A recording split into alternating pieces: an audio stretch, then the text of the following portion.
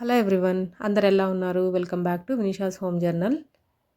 అమ్మమ్మ కాలం నాటి సాంబార్ చేసుకోవడం చాలా ఈజీ, టేస్ట్ అయితే అద్భుతంగా ఉంటుంది.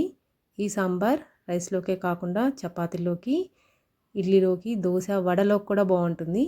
ఎలా చేసుకోవాలో చూద్దాం. దీనికోసం కుక్కర్ తీసుకొని ఒక గ్లాస్ కందిపప్పుని 2 సార్లు కడిగి దీంట్లోకి 3 గ్లాసెస్ వాటర్ వరకు యాడ్ చేసుకోవాలి.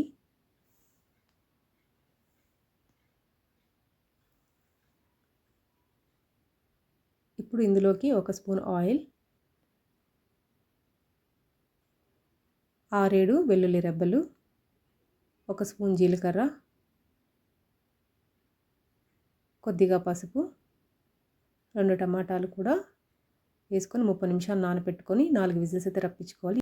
ఇప్పుడు పెద్ద నిమ్మకాయ సైజంత చింతపండుని వాటర్తో ఒకసారి కడిగి 1 గ్లాస్ వాటర్ యాడ్ చేసుకొని 15 నిమిషాలు నానబెట్టుకోవాలి. తర్వాత మునక్కాయ, ముల్లంగి ముక్కల్ని శుభ్రంగా కట్ చేసుకొని ఒకసారి కడిగి వాటిని ప్యాన్లోకి వేసుకొని 2 గ్లాసెస్ వాటర్ కూడా వేసుకొని కొద్దిగా సాల్ట్, పసుపు కూడా వేసుకున్న తర్వాత స్టవ్ మీద పెట్టి వెజిటబుల్స్ సాఫ్ట్గా కుక్ అయ్యే వరకు అయితే కుక్ చేసుకోవాలి.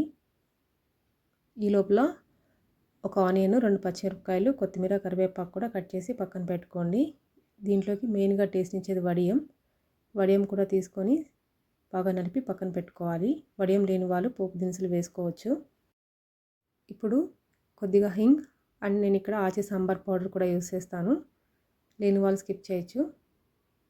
వెజిటబుల్స్ని మధ్య మధ్యలో కదుపుతూ ఉండాలి. ఈ విధంగా స్పూన్తో నొక్కి చూస్తే వెజిటబుల్స్ అనేటివి సాఫ్ట్గా అయితే కుక్ అయిపోయి ఉండాలి. సో ఇప్పుడు వెజిటబుల్స్ అన్ని సపరేట్గా బౌల్లోకి తీసుకోండి. అండ్ ఈ వాటర్ని కూడా మనం సాంబార్లో యాడ్ చేసుకుంటాము. వెజిటబుల్స్ కుక్ అయ్యేటప్పుడు కొద్దిగా సాల్ట్ వేసుకున్నాం కాబట్టి సాంబార్ మొత్తంలో సాల్ట్ చూసుకొని యాడ్ చేసుకోవాలి. ఇప్పుడు 4 విజిల్స్ వచ్చిన తర్వాత కుక్కర్ని పక్కన పెట్టుకోండి.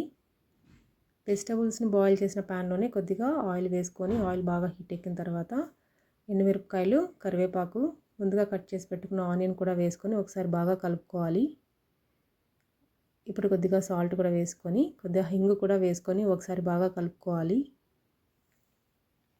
ఆనియన్ బాగా ఫ్రై అయిన తర్వాత ముందుగా నలిపి పెట్టుకున్న వడియం కూడా వేసుకొని ఒకసారి బాగా కలుపుకోవాలి. వడియం స్టార్టింగ్లోనే వేస్తే మాడిపోతుంది కాబట్టి ఆనియన్ బాగా ఫ్రై అయిన తర్వాతే వేసుకోవాలి. తర్వాత ముందే ఉడకపెట్టుకున్న వెజిటబుల్స్ కూడా వేసుకొని ఒకసారి బాగా కలిసేలా కలుపుకోవాలి.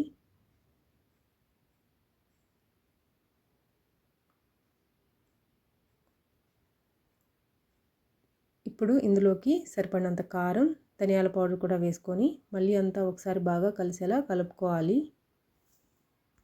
మన ఛానల్లో బెండకాయ, క్యారెట్ సాంబార్ ఎలా చేయాలో కూడా ఉంది. లింక్ డిస్క్రిప్షన్లో ఇస్తాను. ఇంట్రెస్ట్ ఉన్న వాళ్ళు చెక్అవుట్ చేయండి.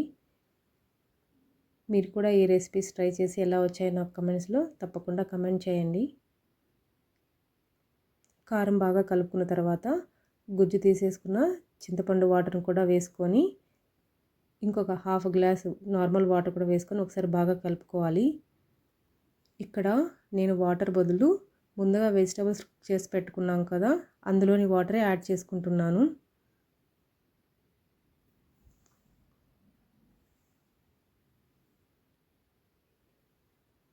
కొద్దిగా సాల్ట్ కూడా వేసి దగ్గరకు వచ్చే వరకు అయితే కుక్ చేసుకోవాలి. ఈ లోపల పప్పును మనం ఎనిపి పక్కన పెట్టుకోవాల్సి వస్తుంది. పప్పులోని ఎక్సెస్ వాటర్ తీసేసుకొని పప్పు కవ్వంతో కొద్దిగా సాల్ట్ యాడ్ చేసుకొని పప్పునైతే ఎనిపి పక్కన పెట్టుకోండి.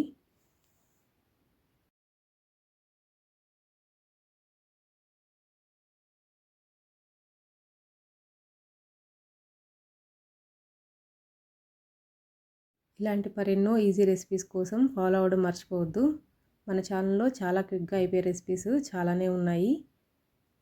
చింతపండు బాగా దగ్గరికి వచ్చేసిన తర్వాత ముందుగా ఎనిపి పెట్టుకున్న పప్పును కూడా యాడ్ చేసుకోవాలి. పప్పును యాడ్ చేసుకున్న తర్వాత 3-4 నిమిషాలు బాగా మరగనిస్తే సరిపోతుంది. ఒకసారి బాగా కలుపుకున్న తర్వాత ఈ స్టేజ్లో 1 స్పూన్ సాంబార్ పౌడర్ని కూడా యాడ్ చేసుకొని ఒకసారి బాగా కలిసేలా కలుపుకోవాలి. 3-4 నిమిషాలు మరిగిన తర్వాత లాస్ట్లో కొద్దిగా కొత్తిమీర యాడ్ చేసుకొని స్టవ్ ఆఫ్ చేసుకోవడమే. అంతే, చాలా టేస్టీగా ఉన్న మునక్కాయ ముల్లంగి సాంబార్ అయితే రెడీ అయిపోయినట్లే. నా వీడియోస్ మీకు నచ్చితే సబ్స్క్రైబ్ చేసి లైక్ అండ్ షేర్ కూడా చేయండి. ఇంకొక యూస్ఫుల్ వీడియోతో మళ్ళీ కలుద్దాం. Thanks for watching.